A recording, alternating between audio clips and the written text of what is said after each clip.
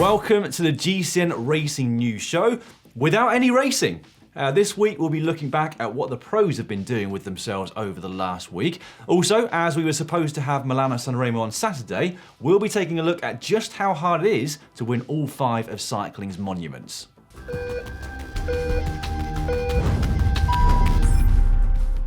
It's been a strange week, hasn't it? This epidemic, of course, puts cycling and particularly racing into perspective, but since we're a cycling channel, we'll stick to the subject in hand.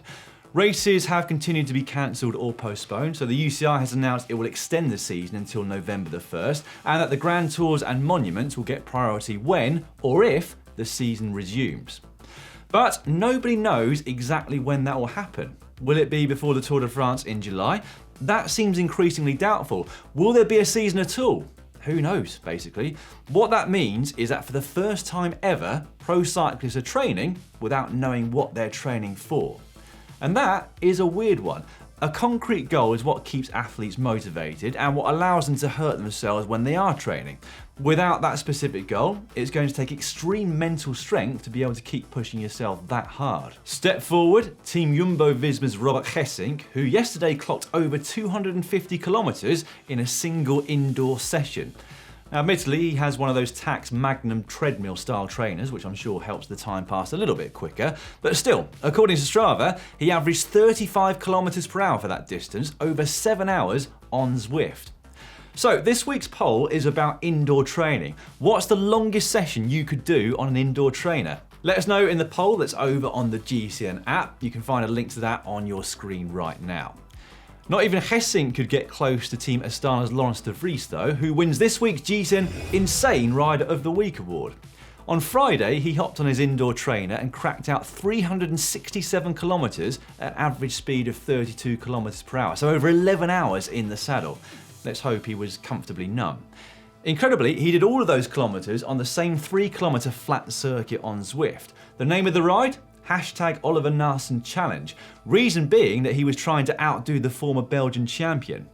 Last Wednesday, he and his training partner Maxime Pirard set out at 5:30 AM for an epic outdoor ride of 365 kilometres. They arrived home at 6, having only stopped for a total of 40 minutes over that time. Also riding outside was Lotto Soudal's John Degenkolb. Here he is doing some off-road resistance training. Back to Zwift, and some pros have been racing on that platform. Mitchelton Scott have been amongst the most proactive teams from that point of view.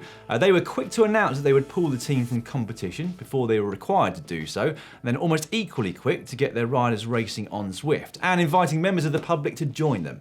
They launched the bike exchange Where the World Rides series, which began on March the 8th, the day after Strada Bianca was due to take place, with a virtual gravel ride.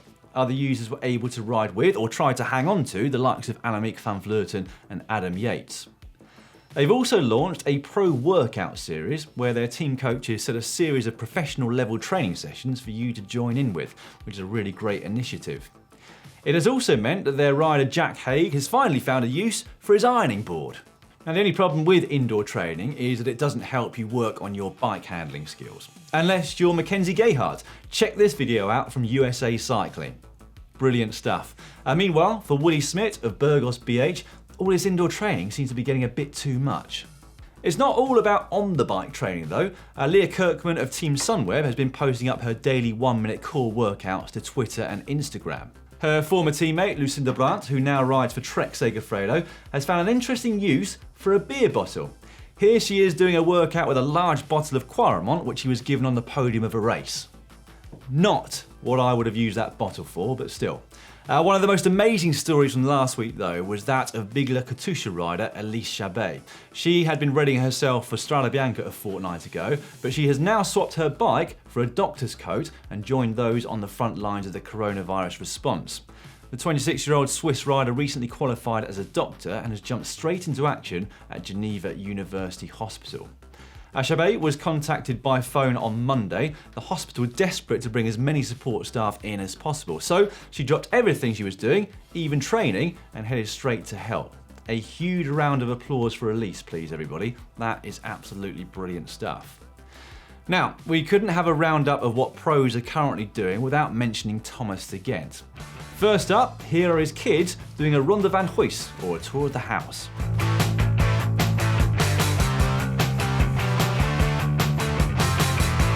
I love that. His son Timo looks a bit more comfortable with a little argy-bargy than his dad does. On Saturday though, when it was supposed to be Milan-San Remo, De Gent went out for a 300-kilometre ride with Lotto Soudal teammate Jasper de Burst. The stats: 303 kilometres, 10 hours and 11 minutes of moving time, just under 30 kilometres per hour average speed, 207 watts average power, and 7,500 calories burnt. Not a Sanremo winning performance, but an impressive one nonetheless. And they weren't the only ones to ride in honour of that race. Vincenzo Nibali, a former winner, rode the final 57 kilometres in an event organised by RCS Sport, Garmin and Tax. It wasn't a race, but he was joined by fellow Italians Alberto Becchio, last year's Tour of Flanders winner, Davide Cassani, the Italian national team manager, and former world champion Maurizio Fondriest. That is quite the trophy cabinet behind Vincenzo as well, isn't it? Well, a fairly ordinary cabinet, but unbelievable trophies on it. Now, this week, as mentioned, we should have been looking back on Milan-San Remo, which was due to have taken place on Saturday. We should have been reviewing the action, picking apart the moves on the Poggio, the breathtaking descent down the other side, followed by the famous finish on the Via Roma, and celebrating the winner of the first Monument Classic of the season. Sadly, we're not. And I should say at this point, of course I realise that this is only a bike race and there are far more important issues going on in the world right now, but at the same time, it is still okay to feel sad that you didn't get to watch one of your favourite bike races because it got cancelled. There's a saying doing the rounds at the moment, primarily about football, which is that it is the most important of the least important things. But the same could be said of fans of any sport, and for us, cycling fans, it is most certainly the case. But with no actual race to focus on this week, let's turn our focus elsewhere. On to someone who probably has more to feel aggrieved about that Milan-San Remo didn't happen than anybody else. Philippe Gilbert. The Lotto Soudal rider was in with a chance of completing the set of 5 Monument Classics, which are the 5 most prestigious one-day races in cycling outside of the World Championships. So they are Milan-San Remo, also the Tour of Flanders, Paris-Roubaix, Liège-Bastogne-Liège, and finally the Tour of Lombardy. Gilbert won his first Monument Classic more than 10 years ago at the 2009 Tour of Lombardy, where he beat Samuel Sanchez in a 2-up sprint. He then repeated that victory the following year, this time with a solo win in horrible conditions. Then came his miracle year of 2011. That was where he seemed to win practically every single race that he took part in. And one of those was Liège-Bastogne-Liège, where he made short work of both Schleck brothers. All 3 of those wins came for predecessors of the same team that he's on now, Lotto Soudal. But following that incredible year, he then moved to BMC and rather lost his way in the Monument Classics. For the next 5 seasons on that team, he didn't manage to get on the podium of a single one. In fact, his best position was 7th. He then moved to De Koning Quickstep though in 2017 and ticked off a 3rd different monument on his list, the Tour of Flanders. And he won that after an incredible solo breakaway which started 55 kilometres from the finish line. A Belgian, winning the biggest bike race in Belgium, and he was wearing the Belgian national champions jersey as well. It really doesn't get much better than that. The 4th monument on his list was achieved just last year. In Paris-Roubaix, he entered the velodrome with the German Nils Pollitt, and the win never seemed in doubt as he added the queen of the classics to his palmares. So all that is left for the Belgian is Milano-San Remo. Now, as things stand, there does still seem to be a chance that that race could be rescheduled for later on this year. Regardless, Gilbert, despite being 37 years old now, has given no indication that he wants to retire anytime soon. And I'm personally not particularly surprised about that, because he is still years away from being middle-aged. So, chances are, he will eventually get his chance to complete this set of 5 monuments. Now, in terms of Milano-San Remo itself, he has finished on the podium of that race twice before, and if he did eventually do it, he would be joining a very elite list in professional cycling.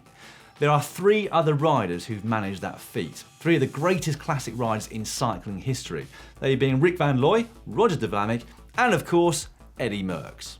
Those 3 riders all competed in the 60s and 70s when it was much more normal for all of the big riders to take part in all of the big races. Riders do tend to be much more specialised now, and the same kind of rider who could conceivably win the likes of Paris-Roubaix doesn't tend to ever focus on a completely different type of one-day race, such as the Tour of Lombardy. They'd usually have somebody else in their team whose job it was to focus on that one rather than them. But even as recently as 2004, which was the last year that the old UCI World Cup series took place, some riders would be rather compelled to take part in all 5 monuments if they wanted to challenge for the overall World Cup title. That was awarded to the best rider across a series of one-day races over the entire season. But in 2005, the World Cup was scrapped as the Pro Tour, now the World Tour, took its place. So it's not very common now for cyclists to even ride all 5 monuments, never mind attempting to actually win them all.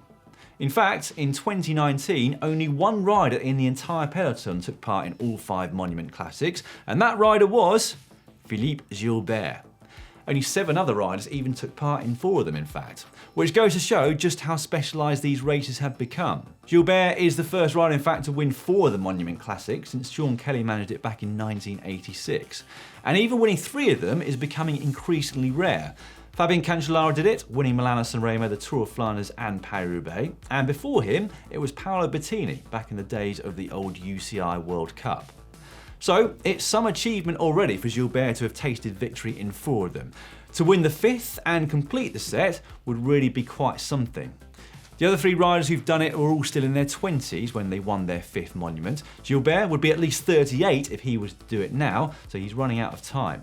Here's hoping we see him have at least a couple of cracks at Milan and Remo to try and complete what would have been an almost unthinkable achievement in the modern era. Right, we will finish with some actual racing. This is legendary cycling commentator Brad Sohner at stage 1 of the Tour de Quarantine.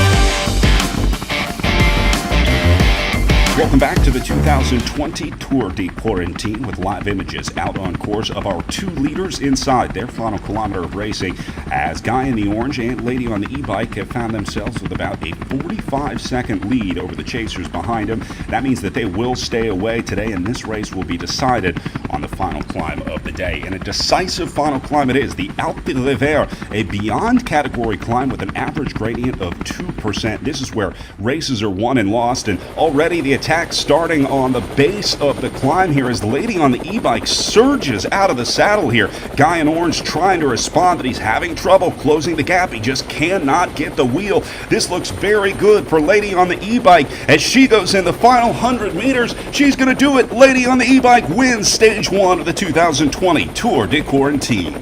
I cannot wait to see what happens on stage 2. Okay, stay safe everybody, be responsible, do your bit to beat this virus, and we'll all get through this a lot quicker. See you next week, bye for now.